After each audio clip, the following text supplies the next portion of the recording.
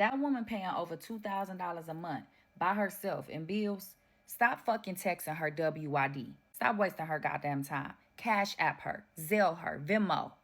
Fuck is wrong with you? One man to tell you you asking for too much, and another man to be like, that's all you want?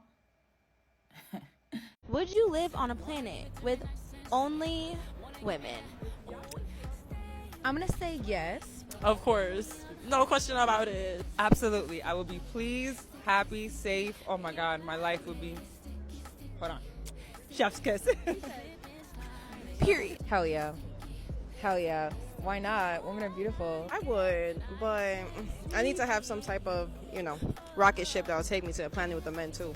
Women are smart enough that we'll be able to reproduce on our own through science, and we'll be able to make things that we need to do all the stuff that we use guys for, like get stuff off the top shelf and stuff like that. So we can figure that out. You know what? I agree. I approve this message. Both sides. I need both sides, but definitely. I'll spend most of my time with the women.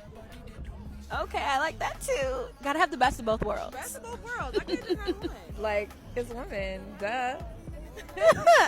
You heard her. Hot gal everywhere. No problems. Of course. Of course. Amen. My dream world. My dream world. Oh. Oh, I love it. Y'all know what's dangerous? A woman that is not afraid to be alone, baby.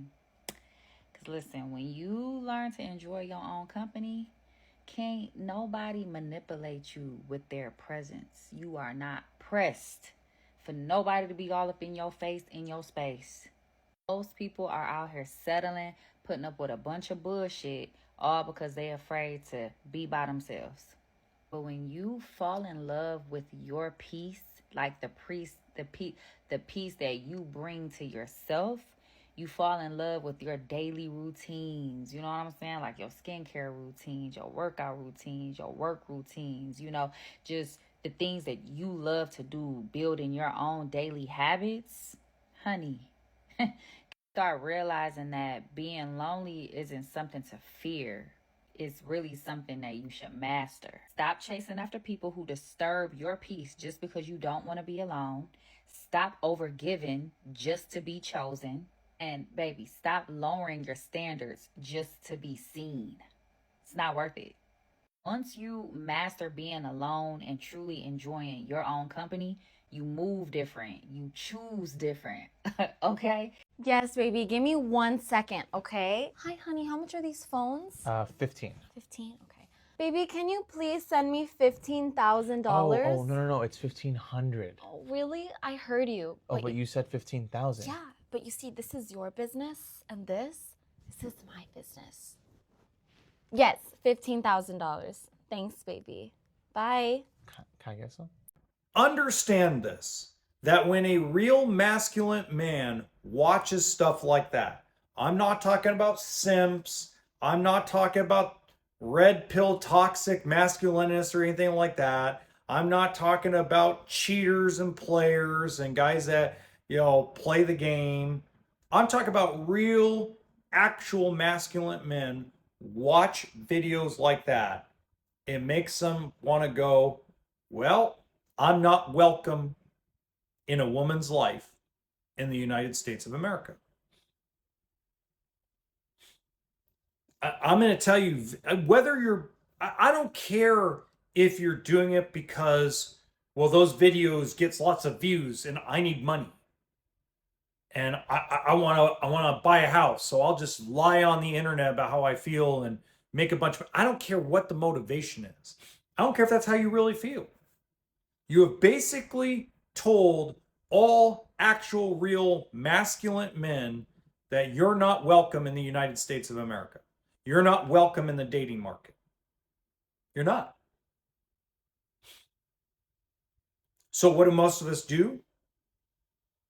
We either choose to be alone and away from female society, or we go look in other countries where we are more welcome. Okay, let me kind of break this down for you in a way that hopefully doesn't offend anybody, because I'm not here to offend women. I'm not here to tell you women are all terrible, men are all terrible. I'm not here to tell you all that. What I am going to tell you is I'm having a conversation with a woman in Uganda.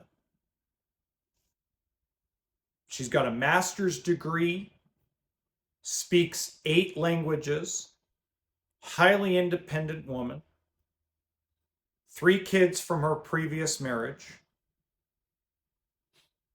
Not one time has this woman asked about how much money I make, how much is in my bank account, can I pay her rent? Not one time. And I've been speaking with her for about 10 days. Money has never been brought up. We've talked about our education. We've talked about our goals, what our 5-year plans are. We've talked about our children. We've talked about why our marriages didn't work.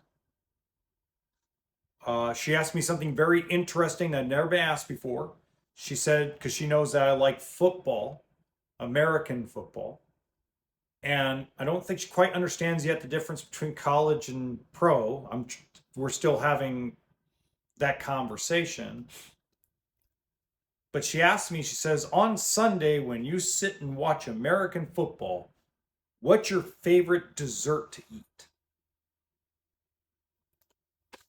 I don't think I've ever been asked that before.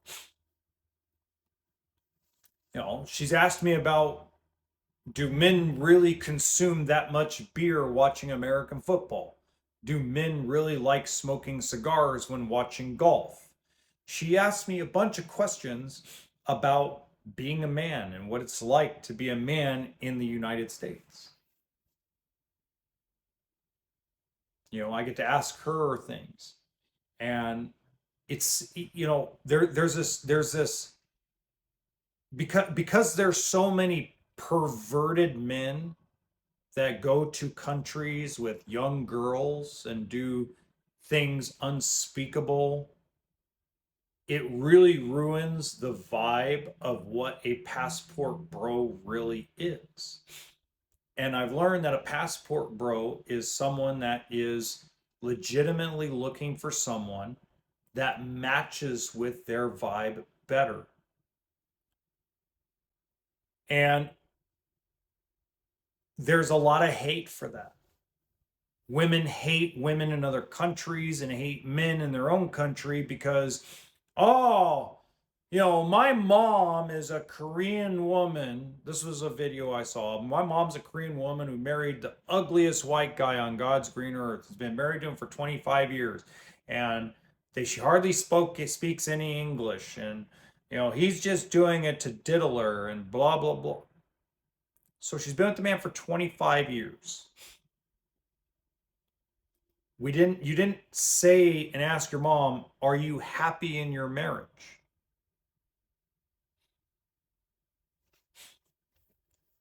Men only go after women in Asia because, you know, it's the only pretty women they can get because they can't live up to the standards in the United States. Why do you hate? Why do you care?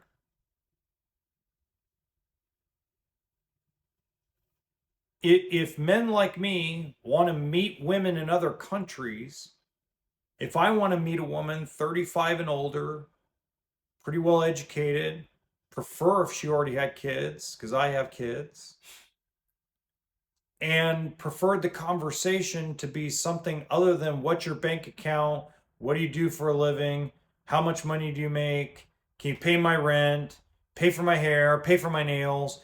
Instead of hearing all that crap, I get to know someone on a deeper level for the initial conversation and say, yeah, that's someone that matches my vibe. Maybe I should explore more. But that vibe's gone. That vibe's been gone for a long time in the US.